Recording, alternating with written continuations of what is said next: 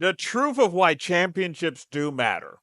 So I was looking at James Harden's game last night, and it was very interesting because out of nowhere, boom, he makes a bucket, and bam, he actually passes Moses Malone. If you want to count it as the NBA only list, number 11th all time on the scoring list. If you want to go off the NBA ABA like I do, he's in 14th all time.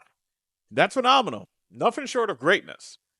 Among the active players, he's third. He's only behind LeBron James and Kevin Durant, two super future Hall of Famers whenever they do end up their illustrious careers. And then I actually also thought, like, oh, darn, it's tough because when James actually hangs it all up, what's it going to matter indeed? Because he's going to go clean sweep. He is not going to win a ring. And it made me actually think in this eternal thing of why rings matter. And, a lot of people have, in a way, made it about the whole thing about Michael Jordan, the 6 and 0 and all that. And by the way, that was not a middle finger, I swear. I really think I'm a Knicks fan, by the way. Get it? So I really do think that it has much to do with the fact that both sides have an argument. Both the ones that say that rings do matter for the legacy that makes your legacy, and the ones that say that, well, rings are great, but they don't make your legacy.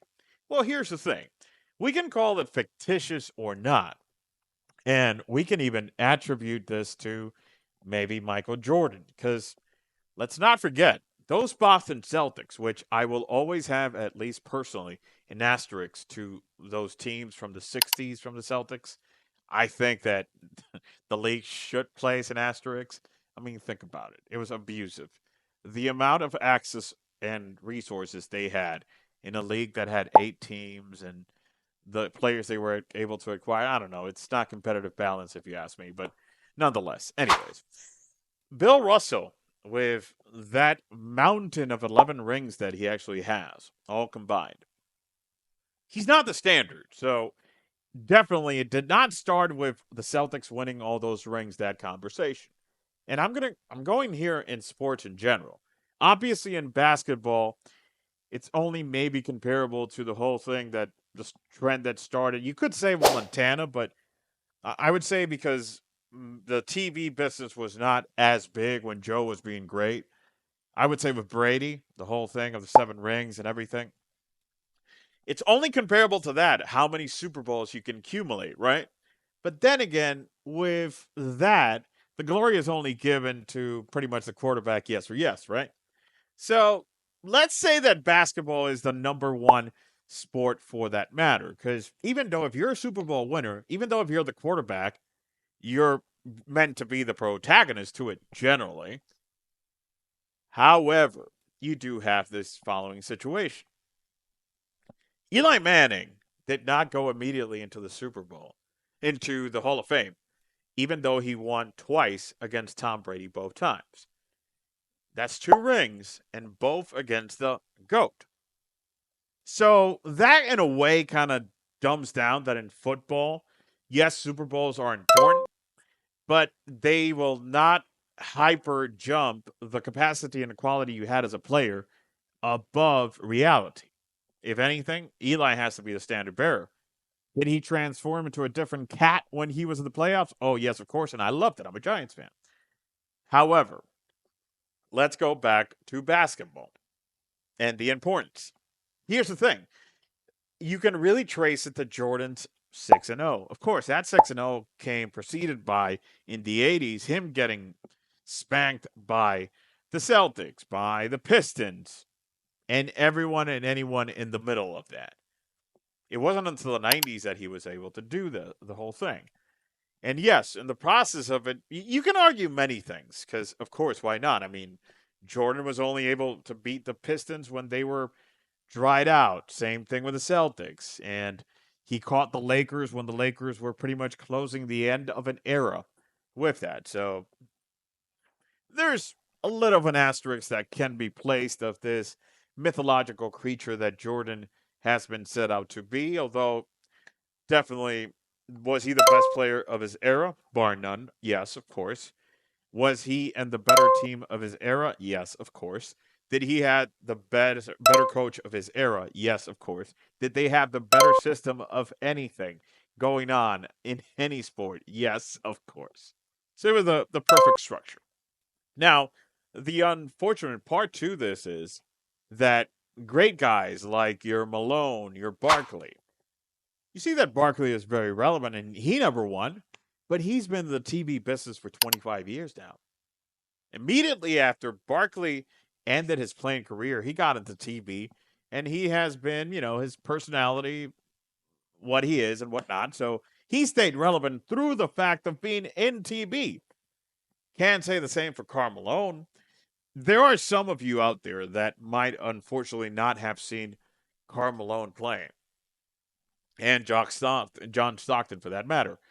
Now, granted, real time, did I grab maybe the latter end of their careers? Yes, I did, but I got enough. However, here's the thing: those two, those were studs. Yes, was Stockton mostly your prototypical point guard? Yes, he was. Still greatness. His record stays there in assists, and it's going to be tough to touch. Very tough, especially with the evolution of the position, right? And yeah, I know that a lot of people are still saying that is Steph Curry past Magic Johnson for the best point guard in history. It's sad that we actually leave behind Stockton, but why is it? No rings. Karl Malone, he went actually bunny jumping to the Lakers to try and get a ring. Karl Malone should be considered the best four in history, but that is given to Tim Duncan. Why?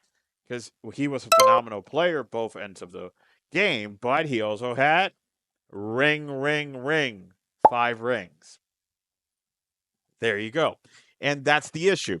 When you actually connect all this back to James Harden, which is where I started off, you have an unfortunate part that, Harden actually did get that individual greatness yesterday. But unfortunately, as has been the story of Harden consistently, he's also dragged loss to wherever he goes. He's been playing phenomenal basketball the last 10, 12 games, right? But you know what happened last night? Last night he faced a team, the Thunder. And although the Clippers were actually winning, down the stretch, the Thunder actually flipped the game and they lost. And that is the problem. That James, yeah, he actually climbed up the ladder in points historical, but his team lost. And in the end, this is a team sport. If you're not able to get your team to the finishing line, there's only so much of what your legend will be able to survive. And that, sadly, is the story on why, yes, rings do matter. Because in the end, the legend of rings will be the one that every year, when that postseason comes up, those stories actually come up of the championships.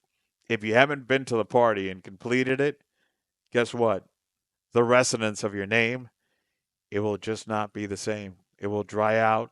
It will go into irrelevance like many legends who never had a ring. And that applies to any sport, but much more especially into basketball. Sad, but it doesn't remove it from being the truth. And this is truth to James Harden, truth to Karl Malone, John Stockton, and many others. Even in baseball, how many greats do you see that are not mentioned enough? Also because they never won a ring. The Yankees, with Jeter and all those guys, swooped through the 90s. How many great players actually got echoed out? And so forth. The story will always be the same.